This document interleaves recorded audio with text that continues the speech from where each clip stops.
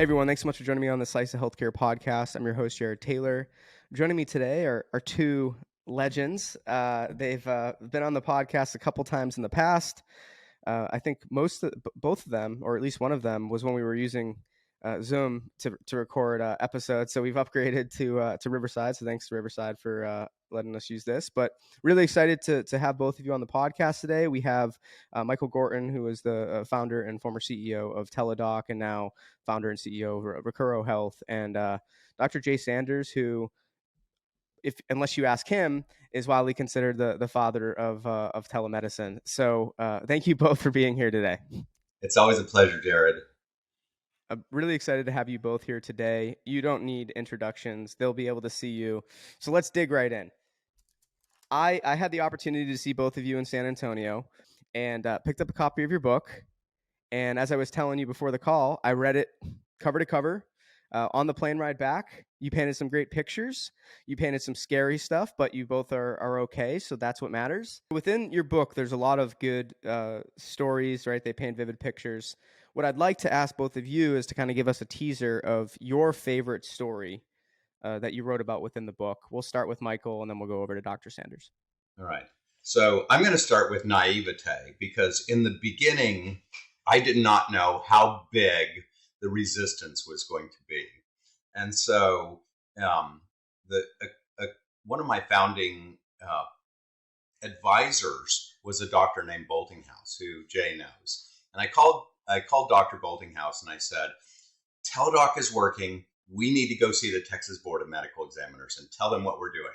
And he goes, no, you don't. And I go, yeah, we do. And he goes, no, the board calls you and it's when you're in trouble. And so I said, no, we're going to go. So I went and with all the passion I could muster, I told them how we were going to change healthcare. And they looked at me and they said, Mr. Gorton, if you build this company, we will send you to prison. And my co-founder, Dr. Brooks, they looked at him and they said, we'll take your medical license and then you'll go to prison. So that was the beginning of the resistance. And now for you, Dr. Sanders, would love to hear your, and I do remember that story pretty, it's really crazy hearing those type of stories too, when we're reading through it, because when you look back and hear, and you see today how widespread telemedicine is, and they were trying to go after you. It's pretty incredible. So we'll kick it over now to you, Dr. Sanders. Would love to hear your favorite story within the book. Well, if I'm allowed, there are actually two, but I'll speed up my speaking so it'll sound like just one. First was 1991 when I met Governor Miller, Zell Miller, who was then governor of Georgia, who told me the reason he wanted telemedicine was to improve the economics of rural Georgia. He said most people don't realize that the rural hospital in Georgia represents the major economic infrastructure for most rural communities. They're the biggest employers in the rural communities. And the rural hospitals were closing fundamentally because they didn't have access to specialists. And he saw telemedicine as bringing the specialists to the rural hospitals, increasing the bed census, and therefore stabilizing the hospital and therefore stabilizing the economic base of Georgia. That started everything, basically, in the United States in terms of telemedicine.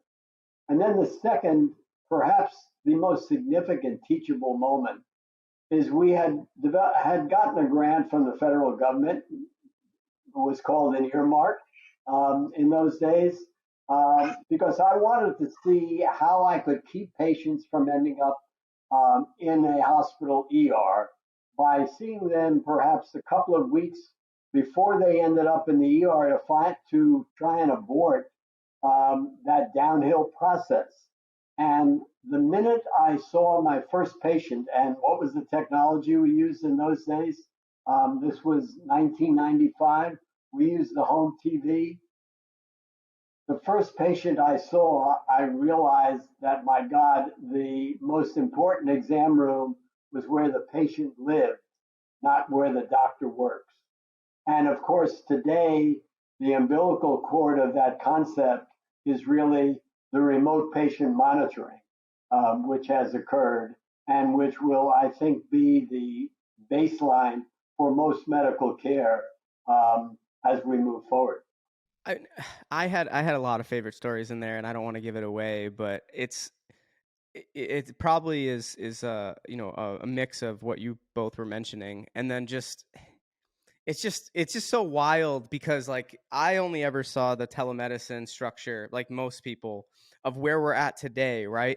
Where I can go on my phone right now. Even Amazon now has it. So, and to think the lengths, this is all I'll say, the lengths that the boards would go to try to, make it so that Teladoc couldn't, continue doing what they're doing was those type of stories were really interesting. I'm glad everything, eventually worked out, but again, really love the book. Really excited for everyone to experience it. What I would like to do is shift focus to, the later parts of the book where you start describing, and this goes to what you're working on today, right, Michael? The digital medical home. Can you define what that term was? I know you had I think a trademark on it at one point, and then you were telling me you decided to like go without it. Like talk us through that, and then give us that definition, and then let's talk about the future a little bit on the show today. Well, John Halsey actually created the term digital medical home. And, to me, it is, as Dr. Sanders said, number one, do the encounter where the patient is, but also take the medical record and have it go wherever the patient goes. And to some degrees, that's just the medical data that the Dr. Sanders of the world would put into that medical record. There's a lot more that we can do now. And this is where Jay and I have a great time talking about.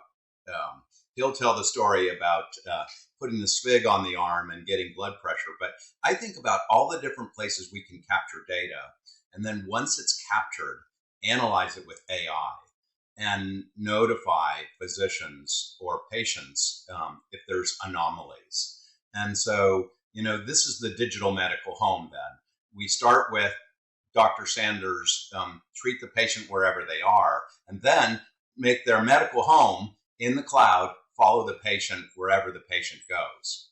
And this must be, really cool for you to talk about Dr. Sanders, and then obviously work with Michael to help, make this a realization. To think where you started with TV monitors to wearable devices now. Tell us what excites you so much about this, digital medical home of the future.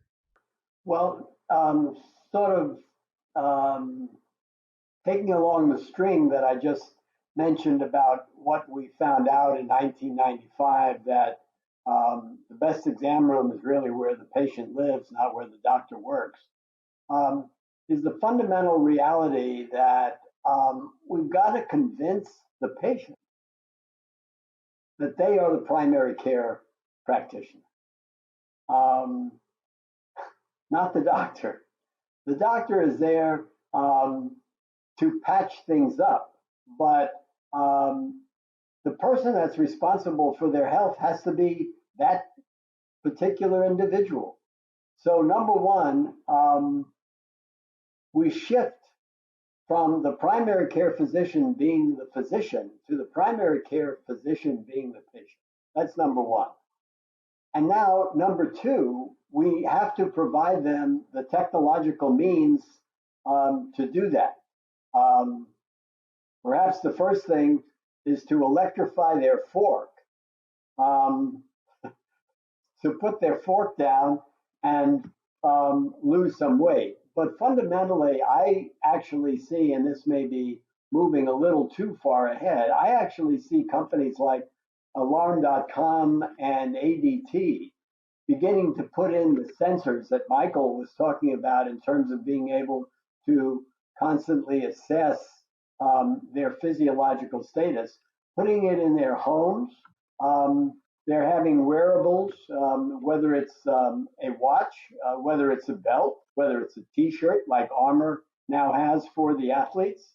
Um, any type of sensor that is constantly assessing their physiological status and only quotes goes off or sets an alarm when they go outside what their normative values should be. Now, that may sound strange to people, but fundamentally, think of the fact that we have a system like that in place already, but not in the home. It's in our car.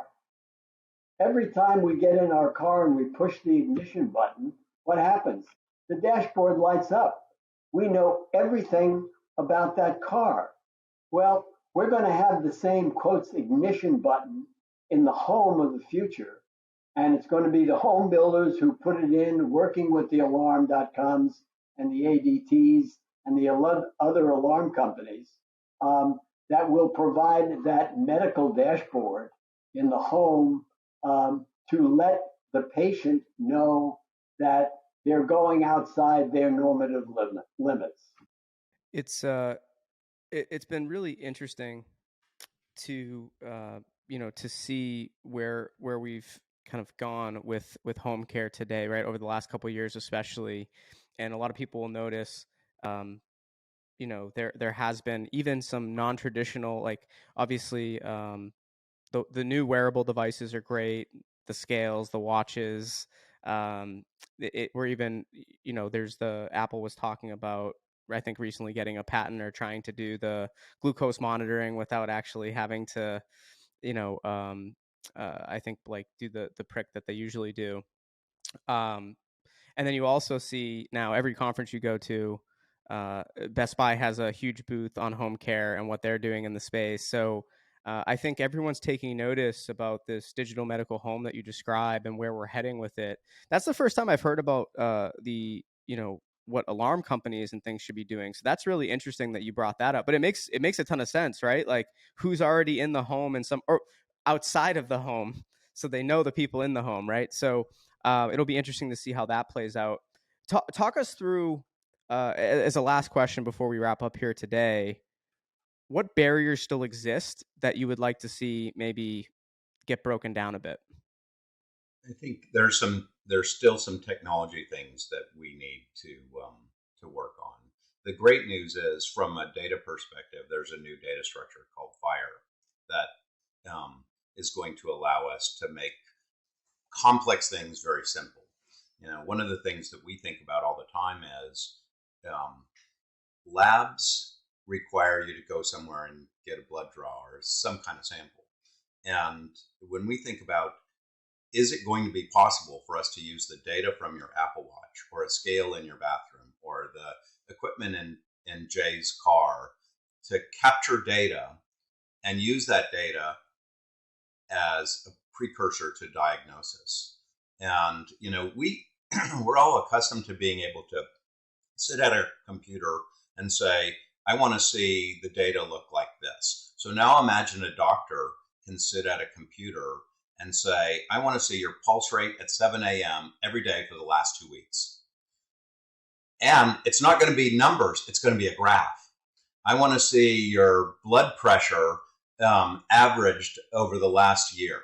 I want to see your blood oxygen level. And so when the doctor has that tool, what is he going to be able to diagnose? A tremendous amount of things that may replace labs largely, because we'll be able to start seeing the body is reacting to something that's going on inside. And pulse rates are changing and blood pressures are changing and oxygen levels are changing. And we are going to start seeing that change everything. So the question is, will the medical community allow us to use data like that as a precursor to diagnosis? Will the big lab companies resist us? Will the boards of medical examiners say you're going to go to prison again? Well, we didn't go last time, but this time you will go to prison. So, I think we're going to see a fair amount of resistance as we continue to fix things. And, Jay's and my mom, not the same woman, but both of them are probably proud of us now that we're disruptors. Although when we were kids, disruption was a bad thing. Well, I actually see, I'm not as pessimistic about um, the resistance because I think there's going to be an economic tsunami that is going to get rid of the resistance. And I want to go back to something that Michael said at the beginning, and that is bringing AI, for instance, into the home. Um, I think the complete medical record that is integrated into an AI program combined with the genetic analysis and the epigenetic information that companies like Recuro Health are looking at will significantly help to um, I don't want to use the word program, but to motivate um, the individual. But I think the major motivating factor, plain and simple, and as crass as this sounds, will be money. And what do I mean by that? I see the insurance companies, the health insurance companies, saying to the individual, listen, if you use this technology and you follow this particular plan that has been laid out for you by the AI program um, that knows all of your physiological parameters and knows your genetics and knows the environment in which you live and suggests that you do X, Y, and Z. If you do that, we're going to charge your health insurance much less than what your neighbor has.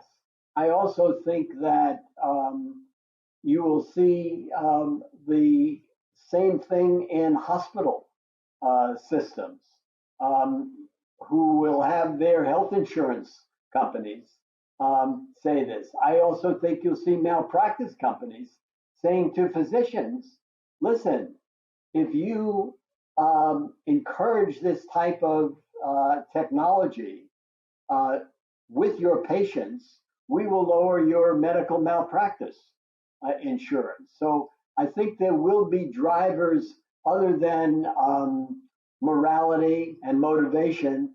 I think there will be economic drivers that will move this into the home. Well, I'm really excited to see what you two continue to do in this space. And thank you again so much for writing this book. Everyone should definitely go check it out. And this is not just because you guys are on it. Like I love the book. I read it. I read a lot, by the way. I usually do like a book a week. So the fact that I read yours in one sitting, um, it's a great book. You guys did a great job. Appreciate you sharing your knowledge with all of us as always, and can't wait to see the digital medical home continue to come into existence. We're already seeing it today, and until next time, thank you both. Can I say one more thing before we wrap? Because I think this is really critical. Because you started with, we were all in San Antonio, and something truly amazing happened in San Antonio. Um, the American Telemedicine Association gave Jay a very well deserved Lifetime Achievement Award. And my favorite part of that whole weekend was when the entire crowd stood up and gave a standing ovation. It just went on and on and on. And they just stood there at the microphone waiting to talk as everybody was clapping. It was a truly remarkable moment. And Jared, it was great to have you sitting right there with us at that event.